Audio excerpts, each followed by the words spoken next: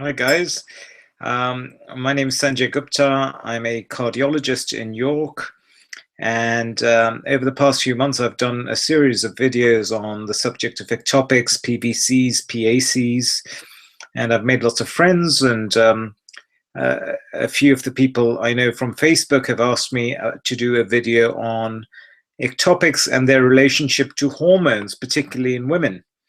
And so I thought I'd do this video. So this is for you, Kendra, and Vani, and Kate, and Alan Reed. So I'm sorry I haven't been able to answer a lot of your questions recently, but I was quite busy at work, and thankfully it's calmed down, so I'll try and get to them today. But back to the subject. The subject is ectopics, women, and hormones.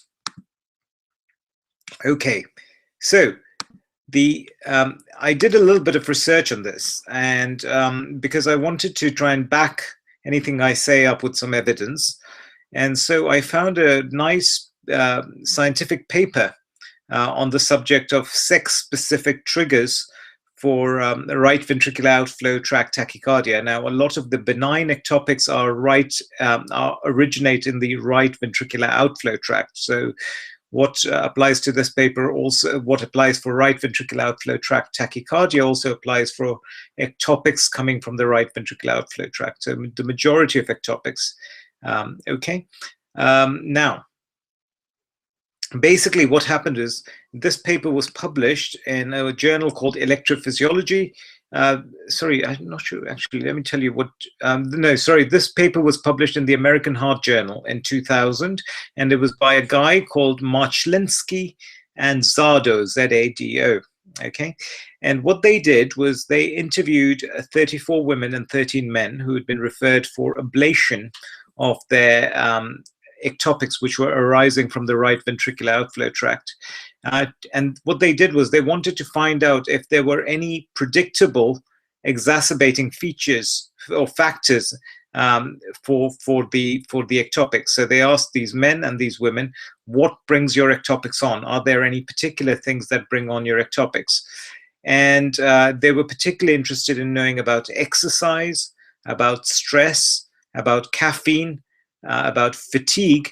And women, in women, they were interested in knowing whether hormonal changes could bring about the ectopics. In particular, premenstrual periods, so 5 days before the onset of periods and 2 days after the commencement of periods, gestational, so during pregnancy, perimenopausal, so around the menopause area, and also coincident with the administration of birth control pills, right? Okay.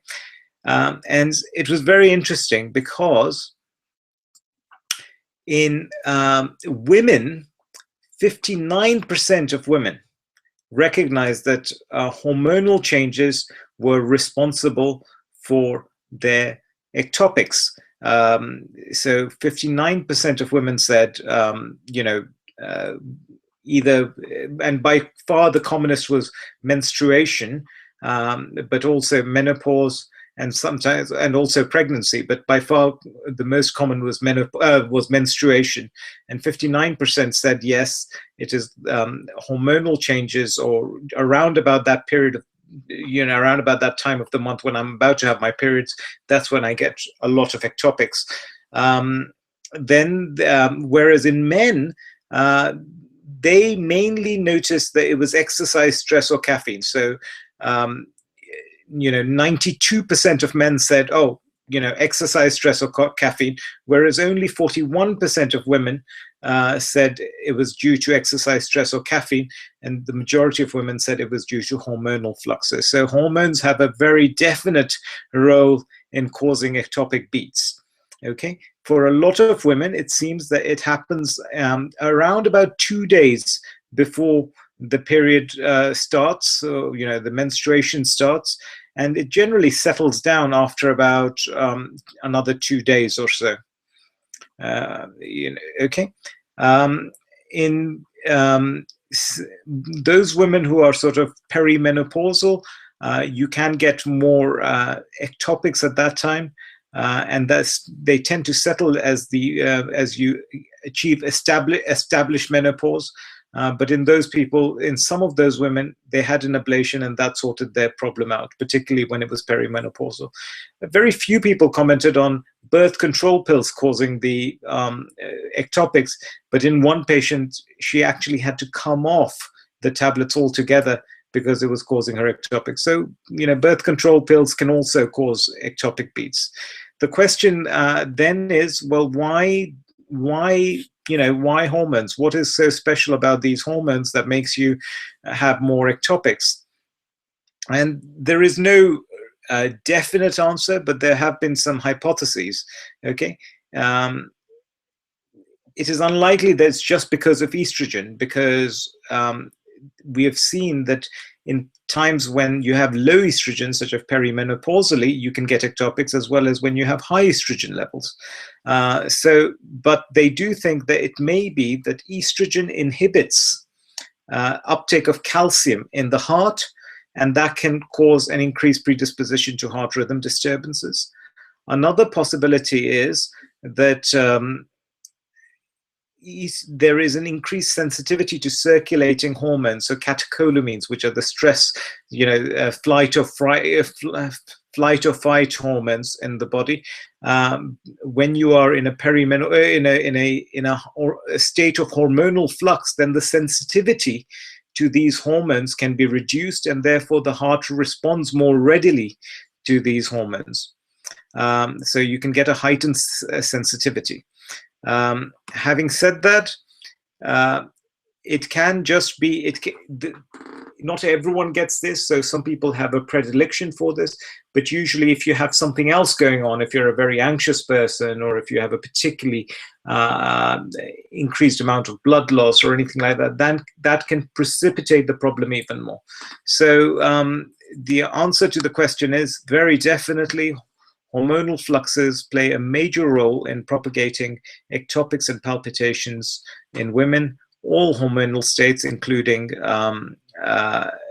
periods, including pregnancy. Interestingly, in pregnancy, most people get them in the first and second trimester, but then they settle down in the third trimester.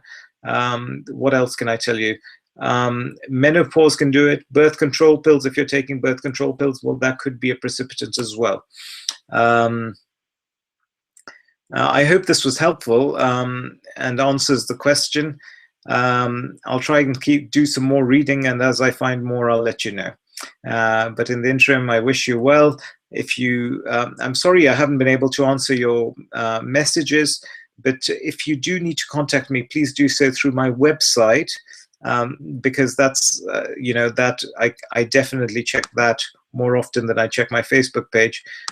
You can access my website on www.yourcardiology.co.uk. Over there is the option of sending me a message or getting in touch with me via virtual consultation. You can also contact my secretary, Jeanette, on the number listed on the screen. You can also contact me via Twitter and Facebook, but my preference is that you contact me through my website if possible. So all the best, and I'll stay in touch. Take care. Thanks very much for listening to my videos. Thanks very much for your comments. Thanks very much for being so appreciative, and I really, really value your comments and your feedback. Thank you. Bye.